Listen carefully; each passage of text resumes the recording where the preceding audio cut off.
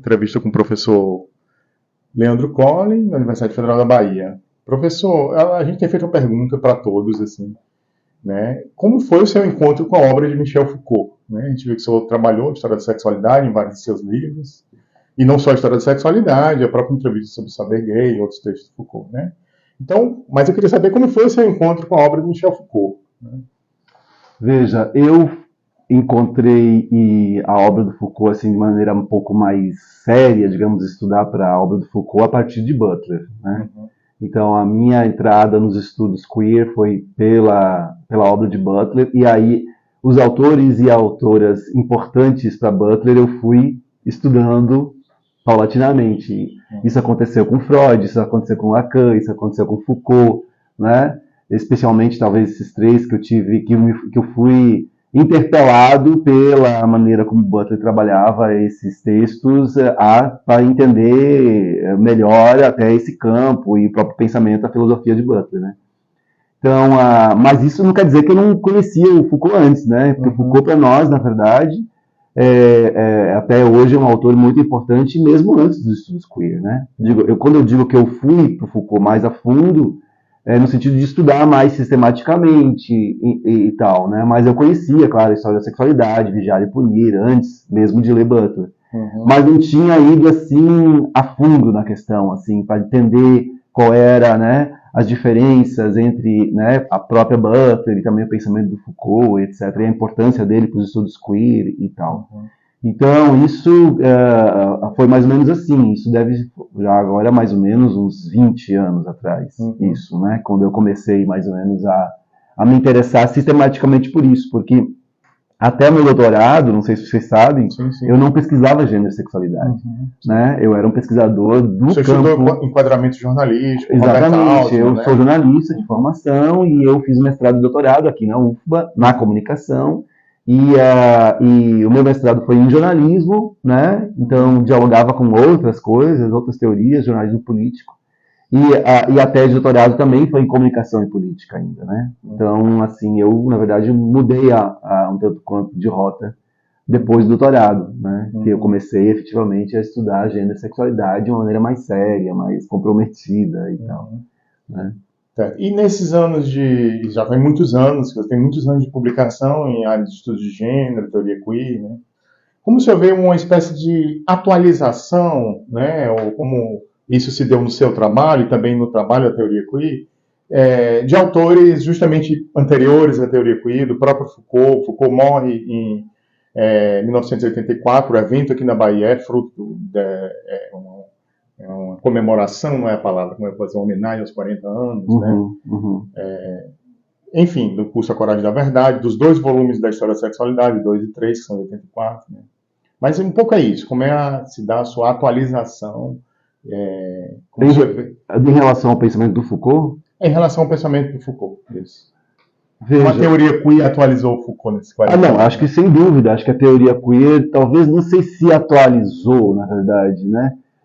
Mas a teoria queer, ela ajudou muito a que o pensamento de Foucault continuasse mais presente entre as pessoas, que não fosse um autor, né, menos lido, né? Acho que a teoria queer ajudou a que Foucault tivesse uma obra mais longeva, no sentido assim, de mais gente das novas gerações lendo, né? Eu acho que se tem alguma coisa que a teoria queer fez em relação ao pensamento do Foucault, foram várias coisas, né, em termos de atualização, mas é colocar a dimensão de gênero dentro do pensamento do Foucault, né, que é que várias pessoas fazem, várias feministas fazem, Margaret por exemplo, de pegar... A rigor não trabalhou com a categoria gênero, né, e ele tinha razões para isso, né. Então, assim, o que esse pensamento dele, falando sobre sexualidade em particular, nos ajuda a pensar sobre normas de sexualidade, mas também, para nós hoje, muito importante, para a teoria queer, muito importante, as normas de gênero, né? Como é que elas se construíram. Então, como é que reler, inclusive, Foucault com uma lente de gênero, não cometendo um anacronismo, né? Mas entendendo ali uma certa genealogia das normas de gênero, especialmente construída pela pastoral cristã né? E também pela ciência sexual, lá do final do 18, início do 19, né? Como é que aquilo ali, ainda que não se usasse a categoria gênero, mas na verdade, aos olhos de quem está lendo, né? Hoje, no nosso século, aquilo você vê ali que tem lá aqueles embriões dessas normas de gênero que estavam colocadas lá, né? Desde, por exemplo, a pastoral cristã até a ciência sexual. Então eu acho que tem uma atualização nesses termos, assim, tem uma releitura, tem usar aquela caixa de ferramentas para outras coisas também, né? E com isso pensar uma série de outras questões, né? Por isso que algumas pessoas chamavam, né, inicialmente Butler como um Foucault de saias, né? Embora eu nunca tenha visto Butler usar saias, acho que ele inclusive ela nem usa saias, até onde eu sei. Mas assim, era uma metáfora, né? Para dizer assim, tem uma releitura aí, tem um outro uso, tem uma outra questão, né?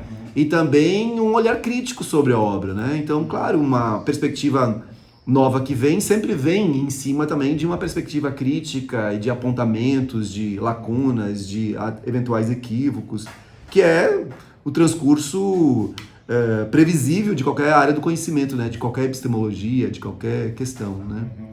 Então, agora, Foucault é um autor tão interessante, né? Que tantos anos depois da sua morte a gente tem livros sendo publicados, né? Então, o volume 4, né, As Confissões da Carne, da História da Sexualidade, publicado há poucos anos atrás. Então, é impressionante isso, né? Acho que não é muito fácil a gente ter um autor assim que tenha uma longevidade, mesmo já morto há décadas, e ainda ele sendo... coisas novas aparecendo dele, e isso só mostra a genialidade, né, de Foucault e a importância que ele teve para uma geração brutal, assim, né? Eu lembro, por exemplo, em entrevistas, Butler falando que quando leu pela primeira vez o volume 1 da História da Sexualidade, que é um livro fundamental para nós, né, que estudamos gênero e sexualidade, ela dizia assim, aquele livro era aquele cheio de marcação, né, que a gente, ele se esbagaçava o livro, né, e tal. E é bem isso, essa é uma coisa corriqueira com muitos de nós, né, quando a gente lê aquele livro, que é um livro que a gente sabe que você vai ser alguma coisa um pouco diferente depois de ler aquele livro, né. Não é um livro que você esquece facilmente, que você retira da sua prateleira com facilidade. Ele está sempre ali, né, está sempre ali. Então, esses livros que perduram, né, pela genialidade, pela contribuição fundamental, né, que no caso aí o Foucault deu, né, mas eu pensaria um pouco por aí, assim, né. Certo. Agora, entrando um pouco no seu trabalho, alguns livros, né, o senhor tem um vasto campo de pesquisa também sobre a teoria queer latino-americana, não sei se a gente pode usar essa expressão, mas usando muitos autores... digamos assim, latino-americano, argentino, Nestor Pelongue, Prata, usa o Pedro Lemebel do Chile, né? Sim. E há também autores brasileiros também, não só, né? Temos a Tertuliana Lustosa, no final do Dissidências Sexuais de Gênero, é isso? Bom, enfim, o Manifesto do Traveco Terrorista está organizado no livro da UFBA, né? Mas o que eu queria perguntar por parte de uma série de pensadores de teoria, de estudos de gênero e teoria queer na América Latina, uma espécie de crítica, né, a de que forma autores de matriz eurocêntrica podem contribuir com os estudos de gênero latino-americanos. Né? Inclusive, há críticas ao uso do termo queer, o uso do termo gender, né, assim, e também recusas a Foucault, recusas a autores europeus e norte-americanos. E eu acho que você... enfrenta essa questão em alguns dos seus trabalhos, né? Continua enfrentando ainda. Né? Continua... Então, como você vê esse lugar, né? Você também tem como matriz teórica Butler, né? Desses autores no estudo de teoria queer na América Latina, né? Veja. No Brasil e na América Latina. Né? Veja, eu acho que tem um texto inédito que eu escrevi com 2 colegas, inclusive, que a gente tenta pensar um pós-queer no Brasil. Eu acho que aquele queer que veio lá no início dos anos 2000 para o Brasil, muito marcado pela veia butleriana, eu acho que ele hoje não é que ele não existe mais, mas ele se transformou completamente. O queer que veio dos Estados Unidos para cá, veio pela academia, especialmente pela pena de pessoas como Guacira Lopes Louro e outras, né? Esse queer, ele fez uma intersecção pelo pensamento de Butler, fundamentalmente, entre sexo, sexualidade e gênero. E hoje eu acho que nós temos estudos do nosso campo que vão para além de sexo, sexualidade e gênero. Sabe? A gente radicalizou perspectivas interseccionais. E a gente não tem exatamente um nome para o que é isso que está aí colocado. Né? Essa é a primeira questão. Mas isso já é uma questão, digamos, mais da atualidade. O que eu queria dizer é que quando, pelo menos para nós aqui do nosso grupo, a gente sempre esteve muito preocupado em não reproduzir uma lógica colonizante de um pensamento do norte para uma sexualidade ou diversidade sexual de gênero do sul. Né? Tanto é que quando nós escolhemos nos autodenominar como grupo CUS, e hoje no CUS, né, usar essa sigla CUS, Cultura e Sexualidade, com o grupo CUS, ou Núcleo de Pesquisa, Extensão em Gênero, Sexualidade e Cultura, no CUS, nós queríamos pensar o insulto vai tomar no cu, né, como um insulto localizado, né, e que dizia muito respeito para a nossa vida das pessoas que estavam ali pensando esse CUS inicialmente aqui na UFBA, de já ter uma perspectiva do que depois as pessoas foram pensar como uma teoria queer, né? E não uma teoria queer, que tem diferenças. Que é essa teoria queer, que é mais sudaca, latino-americana, que foi se desenvolvendo no Brasil, com cores mais locais. Né? Eu acho que o nosso grupo colaborou com isso, mas não é só o nosso grupo que fez isso. Né? No sentido de pensar, sim, não é rejeitar o que vem de fora, não é a coisa inverter o processo, não vamos ler mais nada que é produzido fora do norte, não. Inclusive, não dá para pensar esse norte como um bloco de que tudo seja a mesma coisa que vem de lá. Não, inclusive, dentro do queer nos Estados Unidos existem várias perspectivas, né? Até hoje, que se digladiam entre si e tal. Então, nós sempre tivemos essa preocupação de pensar um queer com cores locais. Tanto é que, no caso das minhas produções, eu nunca usei assim, nossos estudos são das dissidências sexuais de gênero. Né? Era uma tentativa de traduzir um pouco para o que nós estamos pensando. Né? Nunca me interessou defender o queer como uma chave analítica brasileira, mas retirar dali o que tem de potencial transgressivo para pensar questões locais. Né? E ver também até onde não vai. Né? E colocar isso em debate com outras autorias locais e epistemológicas. Eu acho que hoje o queer, ou o queer, ele está se transformando brutalmente nos últimos 5, 6 anos no Brasil. Por quê? Porque nós temos... O que acontece na universidade nos últimos 5 anos é pouco, talvez nos últimos 10 anos. Você tem uma expansão absurda do feminismo negro, né? E dos estudos decoloniais. Né? Então, assim, o que hoje nós fazemos, eu acho, quem estuda esse campo da diversidade sexual de gênero, para nos entender, não é mais apenas pela lente do queer que a gente pensa esse campo. É pelo menos entre essas 3 perspectivas conceituais e epistemológicas, que é o decolonial, ou contracolonial, como alguns preferem, né? O feminismo negro, né? E o queer. Então, o que está sendo gerado a partir dessa mistura no Brasil e na América Latina, onde eu alcanço mais? O que vai sair daí de outro desse caldo sai o quê? Eu acho que essa é uma pergunta que me interessa hoje em dia. Então, assim, eu não tenho nunca tive, e agora tenho menos ainda, assim, uma coisa de querer me vincular, eu sou da teoria queer, eu sou dos estudos queer, entendeu? Porque eu acho que o queer se transformou em outra coisa que a gente não sabe. Né? Então aí vai se ampliando a radicalidade da interseccionalidade pela pressão e colaboração dos feminismos negros. Entendeu? Então, aí talvez hoje a gente esteja vivendo um campo que vai não demandar mais apenas que você pense de forma indissociável sexo, sexualidade e gênero, mas que você também pense de maneira indissociável a questão étnico-racial e sexo, sexualidade e gênero e outros marcadores sociais das diferenças também. O que é super difícil, nós sabemos que isso é super difícil, Mas é isso que o campo está fazendo agora, eu acho. Não é eu não estou anunciando um projeto para o futuro, eu acho que é o que a galera está fazendo hoje. Né? Assim como depois dos estudos queer a gente não conseguiria mais fazer uma separação entre sexo, sexualidade e gênero, agora a gente não consegue mais fazer uma separação analítica, inclusive, e política também, entre outros marcadores sociais das diferenças.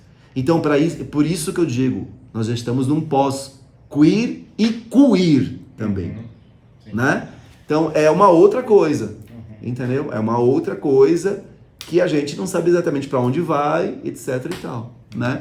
Mas eu acho super, essa transformação, eu acho ela super interessante, saca? Eu acho ela muito interessante, eu acho que ela ainda está embrionária, no sentido assim, de que nem todo mundo talvez esteja visualizando isso nitidamente, né? Talvez daqui a uns 10 anos a gente vai ver isso mais nitidamente, essa transformação, mas é um campo em grandes transformações, né? Mas o que também coloca muitos desafios, né? Para quem faz, né, o trabalho acadêmico, mas também se você vai pensar isso em uma perspectiva mais política. A outra coisa também, ainda respondendo a sua pergunta, são muitas coisas que me ocorrem, que é também pensar um queer no Brasil antes da existência da teoria queer. Certo. Né? Isso também me mobilizou ao longo desses 20 anos. Porque, por exemplo, quando você fala Nelson Superlonger, né? 87, etc. Se você, exatamente, mas se você leu o Nelson Superlonger, o Negócio do Michel, pelo menos que é o mais conhecido, mas também tem outro, né? O Prosa Plebeia, tem outros livros dele, né? O que é AIDS, né? E tal. Você é um autor super deleuziano e super Foucaultiano. Mais deleuziano do que Foucaultiano, inclusive. Mas tem uma mistura das duas coisas. Inclusive o Luiz Orlandi, que é o tradutor do Deleuze para o português, ele estava na banca do Pelon. Pois é, olha só, que interessante, né? Então, assim, então, claro que Deleuze, Guattari e Foucault são autores importantes para a emergência do queer, enquanto teoria. Não há dúvida disso, hoje em dia mais, né? Não é só eles, né? Mas são autores importantes, que vão dar um pouco essas condições, para usar um termo do Foucault, condições de emergência da produção de um novo saber, né? Então, e o que era o Superlonger? Um deleuziano, Foucaultiano, né? Nessa mistura aí, como ele fazia. Então é claro que ele vai ter uma série de críticas à sexualidade, ao dispositivo da sexualidade, né? Que o Foucault vai fazer, mas que ele vai trazer, né, para a sua vivência enquanto latino-americano, né? E tal, vai fazer misturas com outras coisas também. Então, assim, eu acho que o Superlonger, ele já era um queer antes da existência da teoria queer, né? E como nome foi aparecer só em 90, né? 1990, através da Teresa, né? Da Teresa de Lauretis. Então, e aí, se a gente pensar um pouco mais, o próprio Edmund McCry, também, meu colega aqui da UFBA também, aquele livro A Construção da Igualdade, né? Que falava sobre os tensionamentos entre o emergente movimento homossexual brasileiro, aqueles tensionamentos da construção da igualdade na tese de doutorado do Edmund McCry são muito similares àqueles tensionamentos no início do movimento homossexual brasileiro, lá do Somos, etc. e tal, das brigas lá. Do João Silvério Trevisan, exatamente. do James Green. Exato. E são muito similares essas brigas do que as brigas que aconteceram, que eu mapeei no livro Que os Outros Sejam Normal, que é o tensionamento entre um movimento que se diz LGBT, mas que é muito mais GGG, para um ativismo queer. Então, se você olhar, os tensionamentos são muito parecidos. Por exemplo, a construção de uma ideia de respeitabilidade gay, né? E o que está envolvido nessa ideia de criar uma imagem, uma representação de respeitabilidade do gay. Né? Então, o movimento GGG caminhava por um caminho, né? Ia para uma direção para criar essa imagem de respeitabilidade. E o ativismo queer vai para outra. Né? Então, isso já estava lá no primórdio do então movimento homossexual brasileiro. Que é pré-teoria queer. Que é muito pré-teoria queer. Então, eu acho muito interessante também, vários trabalhos começaram a dizer assim, não, isso que veio dos Estados Unidos como queer disruptivo, nós temos a ensinar aos Estados Unidos. E acho mesmo, até hoje acho isso. Nós temos a ensinar em termos de subversão das normas de gênero.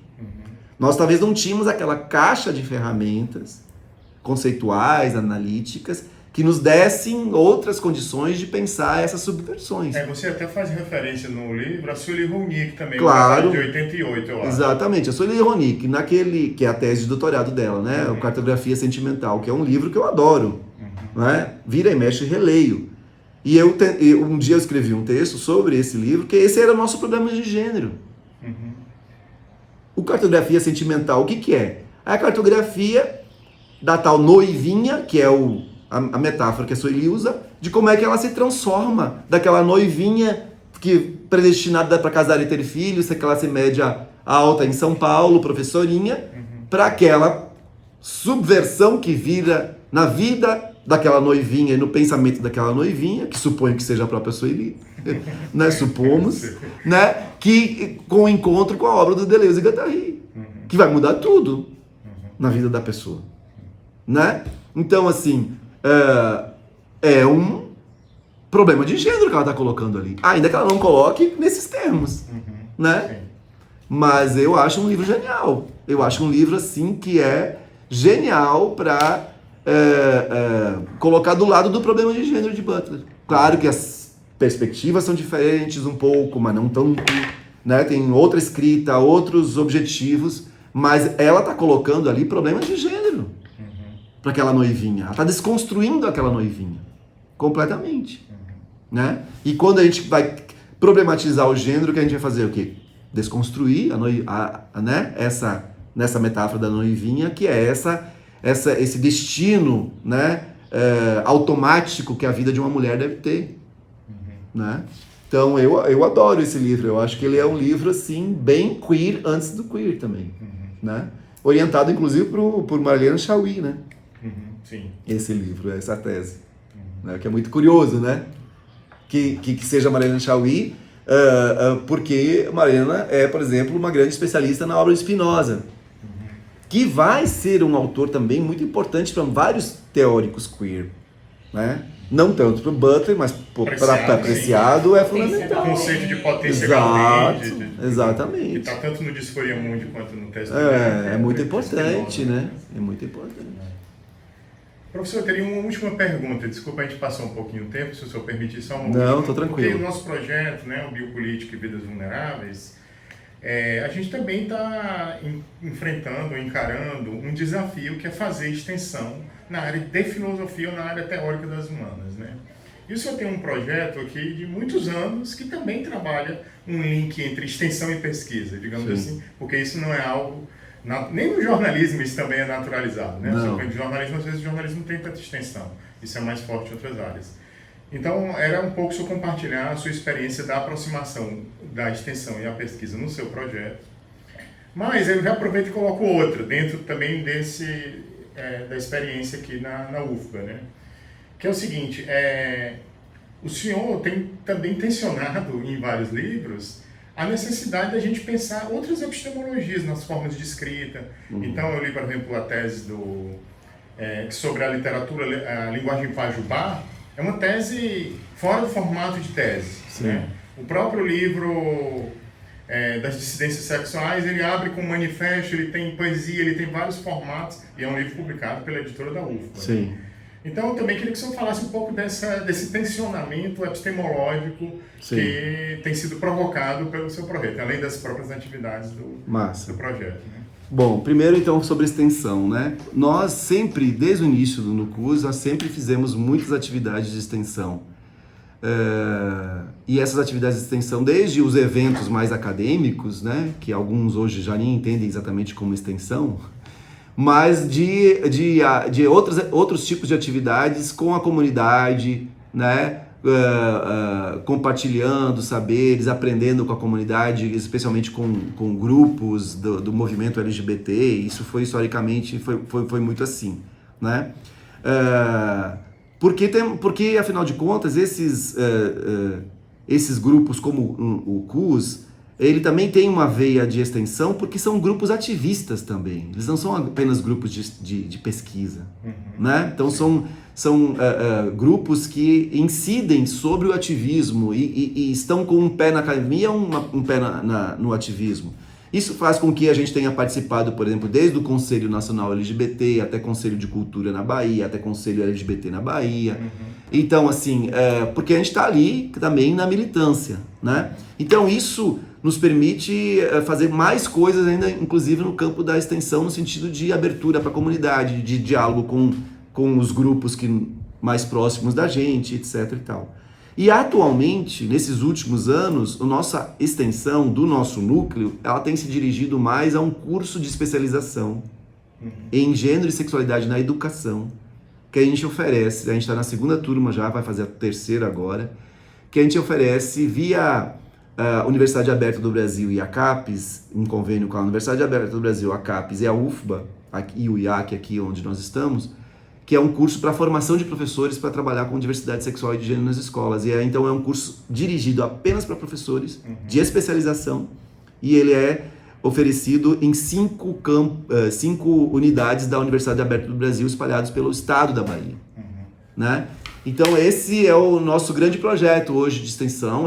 Um curso de especialização, como você sabe, ele é registrado como extensão na universidade. E a primeira turma, leva de turma, a gente formou mais ou menos 200 e poucos professores do estado inteiro da Bahia, né?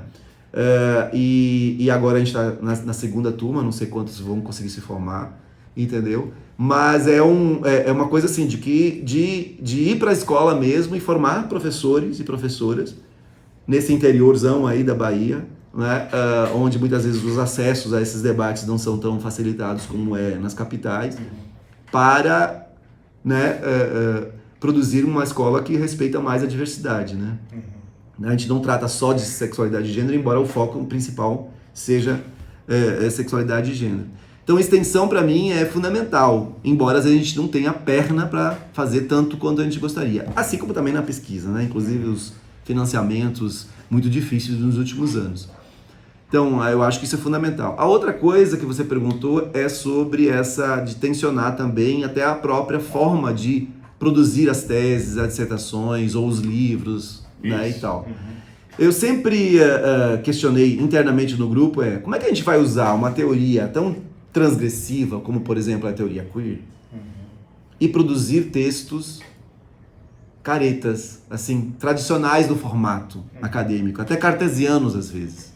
Né? Então, como é que você pega uma perspectiva teórica transgressiva e produz uma tese absolutamente dentro do previsível, do quadrado, aquilo que tinha muito, ainda tem, né? Mas ainda tem muito assim, vou fazer o capítulo teórico, depois vou fazer a análise do campo empírico. Isso é chover no molhado, né? Isso é o que a universidade, em geral, sempre fez. Então, como é que a teoria pode também transgredir a forma de escrita e a forma de produzir uma tese, né?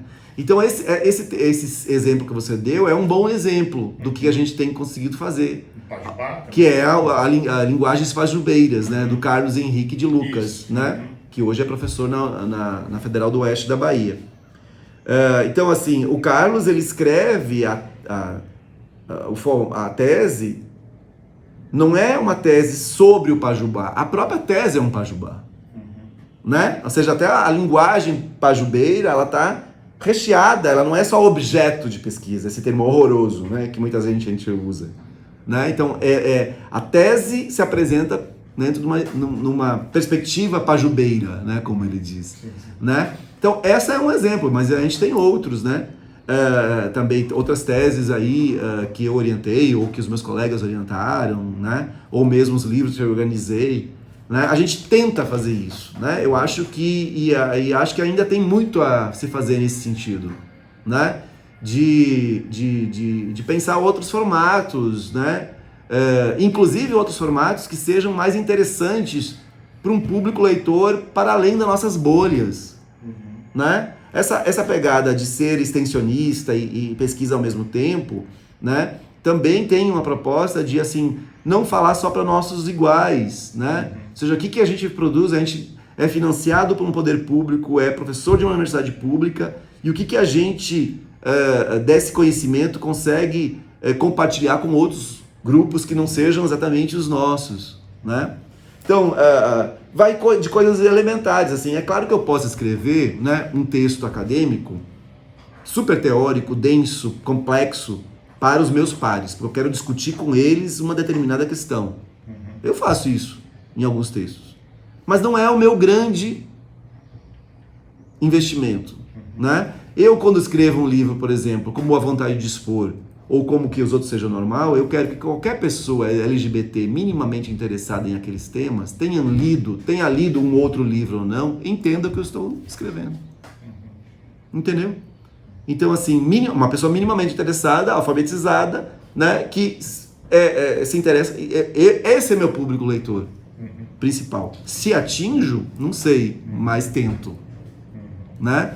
Então, agora, tudo isso, ao contrário do que as pessoas imaginam, torna o fazer acadêmico, essa produção acadêmica mais difícil, não mais fácil, como algumas pessoas acham, né? Porque sair de uma zona de conforto. Exatamente, porque o outro tradicional a gente sabe fazer, né? Você já sabe, você tem vários exemplos, você tem várias, né? Eu leio outra tese ou dissertação, é assim que faz, então vou fazer assim, né? Enquanto que esse outro formato, ele não quer ter um formato próprio, mas que a própria subjetividade do pesquisador, pesquisadora e o campo em que ela investiga demandam um tipo de escrita, um tipo de estrutura, né? E não uma estrutura decalque, né? Que vem da estrutura tradicional para todos os tipos de teses e dissertações, né? Então, em termos de estrutura, muitas vezes, um monte de tese de dissertação aí é tudo igual. Não tem novidade nenhuma. O conteúdo é diferente, mas a estrutura é a mesma, né?